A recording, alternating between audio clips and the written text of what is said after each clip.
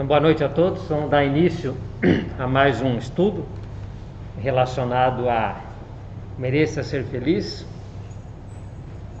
E estamos dando sequência ainda ao capítulo 17, que nos fala das camuflagens e projeções. E nós terminamos na semana passada um aspecto dessas camuflagens e projeções muito interessante, que é relacionado aos esconderijos psíquicos, que dentro desta vida mental, que normalmente nós nos situamos longe da prática e do caminho do afeto ou da emoção, a gente acaba tendo mentalmente algumas fugas psicológicas, nos escondendo, dentro desse esconderijo psíquico, dentro de um conforto, de uma justificativa para as nossas ações. Então é muito importante que, diz o Espírito, que nós possamos já ter esses episódios ou momentos reflexivos na vida, para que a gente possa identificar se de fato estamos fazendo isso ou não, para corrigir, de certa forma, essa nossa tendência a ter uma fuga. O ego, se refugia em jogos psicológicos para justificar as suas ações.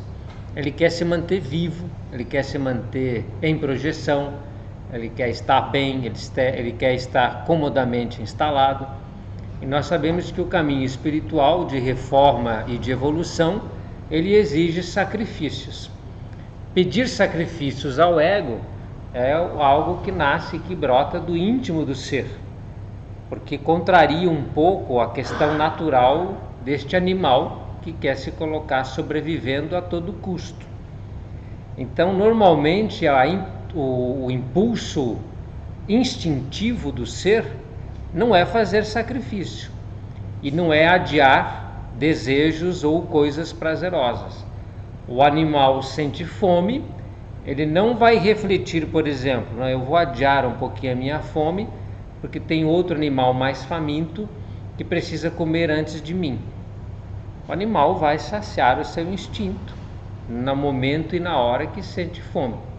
Só o homem é capaz de impor a sua vontade, estabelecendo reflexões morais de quem vai fazer uma renúncia ou um sacrifício em prol do bem comum ou em prol do outro. Mas o instinto natural do ser é contrário a esse movimento reflexivo de alma.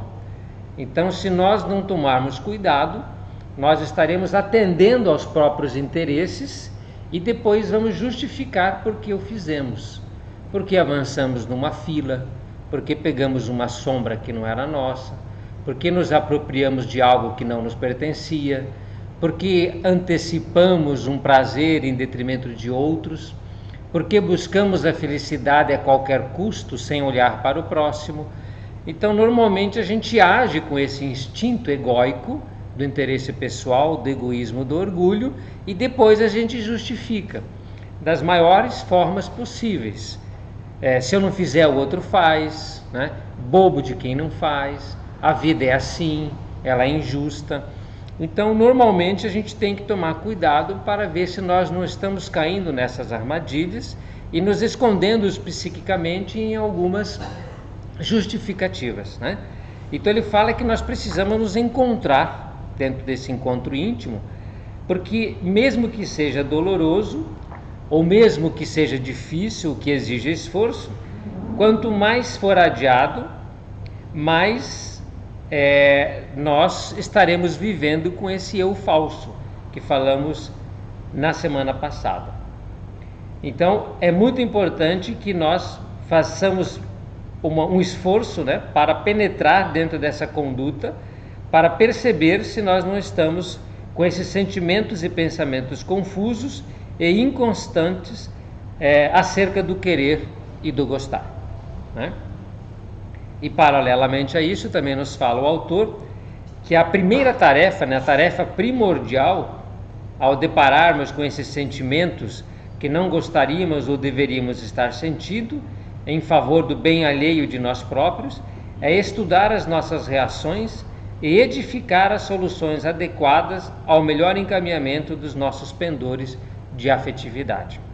Ou seja, na semana retrasada também nós falamos bastante sobre essa pedagogia do afeto, para que a gente possa estabelecer um compromisso íntimo, entendendo que a vida não é justa ou injusta, né? Ela é extremamente correta no sentido de trazer para cada um as reações ou as colheitas relacionadas aos plantios.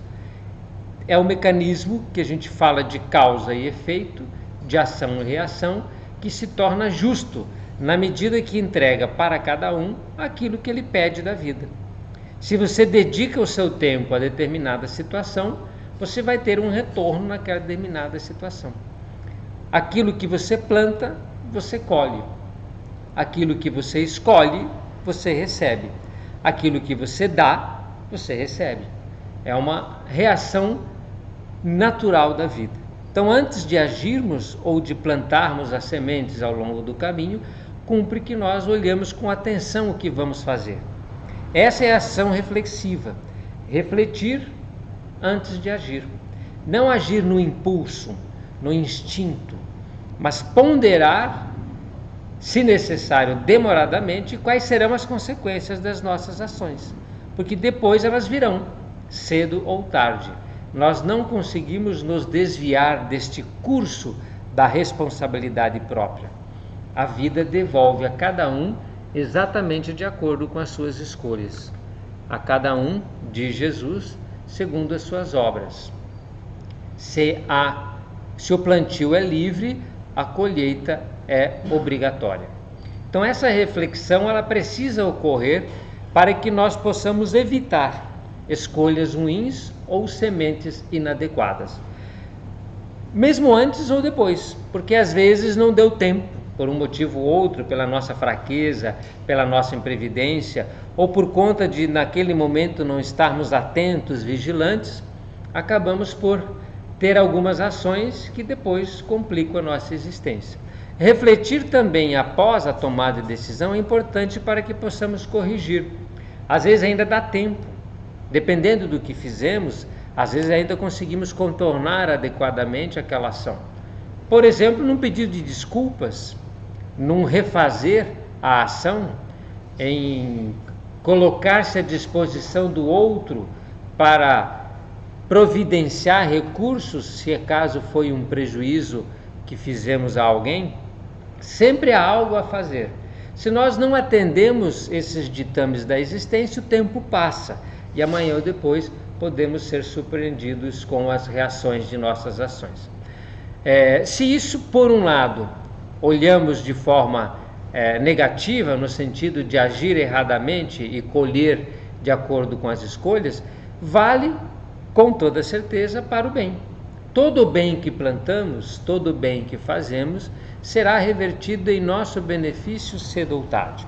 Amizades que nós fizemos, sentimentos que sustentamos, posturas adequadas, isso no futuro próximo ou distante virá em nosso benefício. Então, sabendo que esta lei de ação e reação ou de causa e efeito é uma lei natural, sabendo que é dando que se recebe, por que não utilizar essa lei para o nosso próprio benefício? Por que não agirmos com inteligência, plantando da forma correta, para termos o que colher no futuro? Então esse é o objetivo da nossa existência, ou um deles, agir de forma a providenciar no futuro aquela colheita favorável. O aspecto de estarmos atentos ao presente garante que a gente atue adequadamente. Por isso Jesus recomenda vigilância e oração. Vigilância e oração. Busquemos estar vigilantes e em sintonia com o nosso Pai dentro desta oração que busca no interior de si mesmo o reflexo da divindade, para que a gente possa atuar com essas ações corretas, né, sob o ponto de vista do bem. Dentro dessas questões, o autor também, além dessas camuflagens, desses jogos psicológicos, desses esconderijos psíquicos, ele nos fala das projeções, que existe, sabemos nós, uma certa complexidade por trás destas projeções. Porque além dos fatores causais pertinentes às camuflagens, que já estudamos, as projeções contêm ainda uma outra matriz infelicitadora, que é a obsessão. Por quê? Porque no jogo das aparências entre os homens, maiormente nesses dias de mídia exacerbada e desumana, com uma competitividade exagerada, faz com que a comparação patológica estabeleça complexos e síndromes no capítulo das doenças do afeto e do psiquismo, elencando valores fictícios e fugazes como a beleza perfeita, o status cultural e social, a felicidade pela posse, o sucesso no amor pelas relações sexuais e superficiais, a sociedade desbaratada com o fenômeno da vaidade e da aparência impõe que as pessoas se comparem sempre para cima e nunca para baixo, ou seja, desejamos o que o outro tem de melhor, o que seria muito natural não fosse os sentimentos inferiores e os complexos que se formam a partir dessas confrontações. Na mira das comparações, não havendo a possibilidade de adquirir ou ser como o outro, estabelecem-se frustrações e conflitos interiores que, não sendo bem administrados, podem raiar para neuroses múltiplas. Então nós já estudamos sobre isso, mas o cuidado que tem que se ter nessas projeções e comparações é que, via de regra, a sociedade está se movimentando em jogo das aparências. Não deveria ser assim. Nós deveríamos ter uma sociedade mais autêntica, não tão centrada no ter e no jogo das aparências, como aqui foi dito, nos compromissos da posse e nas questões superficiais da existência, no que se refere justamente ao ter e não ao ser e às aparências exteriores. Então, essa exigência ilusória da sociedade e esse exagero que a mídia estabelece em torno destas celebrações da aparência e da posse faz com que as pessoas se iludam. Elas imaginam na sua, vamos dizer assim, inocência ou ignorância, que aquele jogo de sombras ou de aparências que aparece na mídia é de fato um reflexo de felicidade. Olhando para aquilo, para as propagandas, para todo aquele jogo de luzes que aparece, nós imaginamos que ser daquela forma vai nos trazer felicidade. Nós imaginamos que de fato somos reconhecidos pelo sucesso que temos no mundo, pelo resultado das nossas ações materiais. Então a gente acaba criando uma matrix, uma vida de ilusão, um jogo de sombras. E se eu não tomar cuidado, eu acredito nisso. Eu de fato acredito que tudo isso é importante. Muito mais importante do que a nobreza, que o caráter, mais importante que a saúde, mais importante que a intimidade do ser frente às exigências da sua alma, que não vai ficar no mundo. Você não vai ficar aqui. Nenhum de nós vai ficar nesse mundo fictício das aparências. Isso aqui é um jogo de sombras, aonde a gente vem para vivenciar uma existência. Sombras não no sentido negativo, entendam isso. Nada aqui é negativo, tudo pode ser muito positivo, mas não é a nossa verdadeira existência. Viemos de um lugar e partiremos para um lugar. Por mais velho hoje que uma pessoa seja, se ela tem 100 anos, o que é uma existência de 100 anos? Antes, frente a uma eternidade que se foi e uma eternidade que virá. Emmanuel fala que a existência física é um piscar de olhos entre duas eternidades, a que foi e a que virá. Então nós não somos um corpo que abriga temporariamente uma alma. Nós somos uma alma, um espírito, que tem temporariamente um corpo, num período de vida muito curto. Então eu tenho que pensar o que eu estou fazendo, porque tudo que está neste jogo, neste cenário, neste planeta, aqui fica. Inclusive o seu nome, inclusive o seu corpo, as suas posses, os seus títulos, todos eles pertencem ao mundo, farão parte de uma memória muito em breve. Então, se eu dedico uma vida inteira ao que é importante no mundo, nesse jogo de sombras, nesse cenário exterior, eu estou investindo um tempo muito grande em algo que não é verdadeiro. A verdadeira vida é a do espírito. Então por que estamos aqui? Para aprender. É um aprendizado, é uma escola. O aluno sabe que ele não mora na escola. O aluno sabe que ele não vive na escola.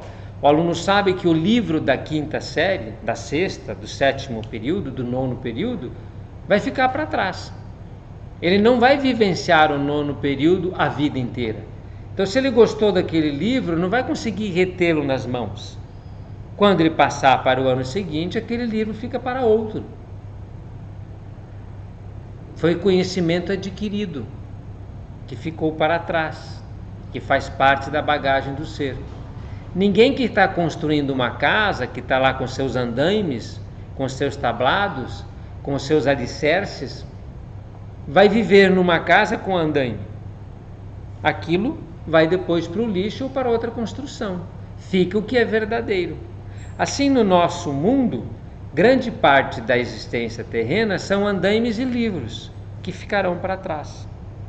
Por isso é importante que nós, nesse jogo de aparências, entendemos o real significado, para não imaginar que a felicidade do ser está em algo material. A felicidade brota da alma. E a alma não precisa de absolutamente nada que está nesse mundo. Ela se apropria temporariamente dos recursos materiais para aprender, como o aluno se apropria dos livros para aprender, como o carpinteiro, o ferramenteiro se apropria das ferramentas para produzir. Apenas para isso. Nós usamos a roupa enquanto ela nos serve para vestir. Depois a gente descarta. O corpo também será descartado. O corpo irá para ser reciclado biologicamente, enquanto a alma vai alçar voo com as lições aprendidas, única e exclusivamente, e com os afetos adquiridos, única e exclusivamente. Então é muito importante a gente ter essa noção, para que nesse jogo de comparações e projeções, nós não venhamos a nos perder em ilusões, em imaginar de fato que isso tem uma importância maior do que tem.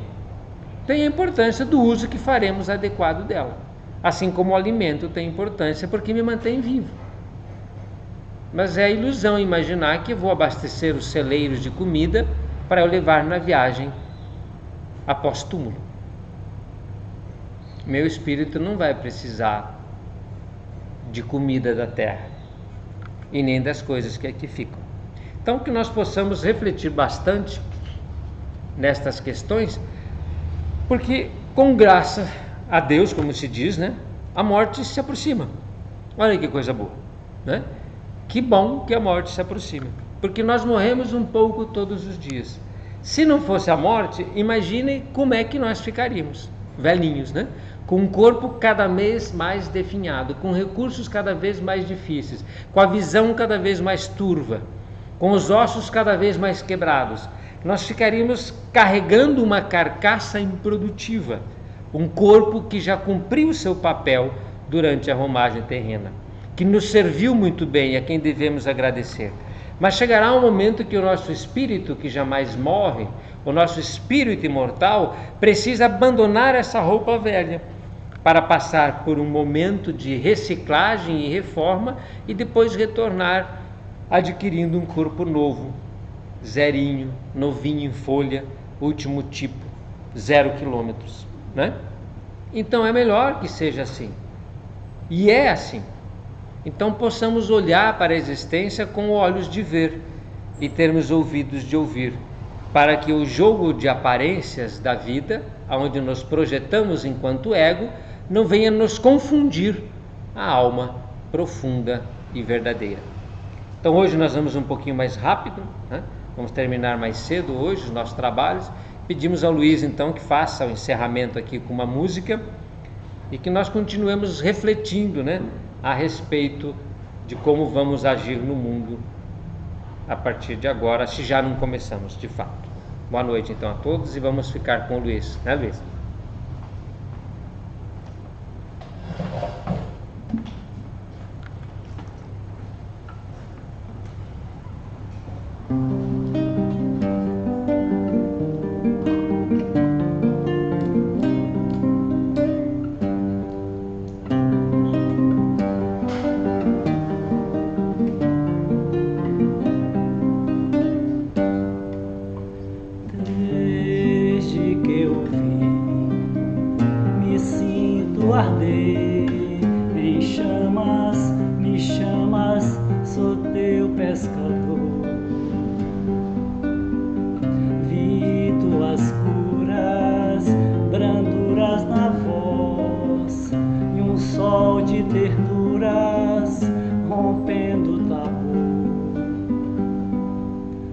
Deixei meu pai, meu mar, meu cais, e busquei meu lugar junto a ti.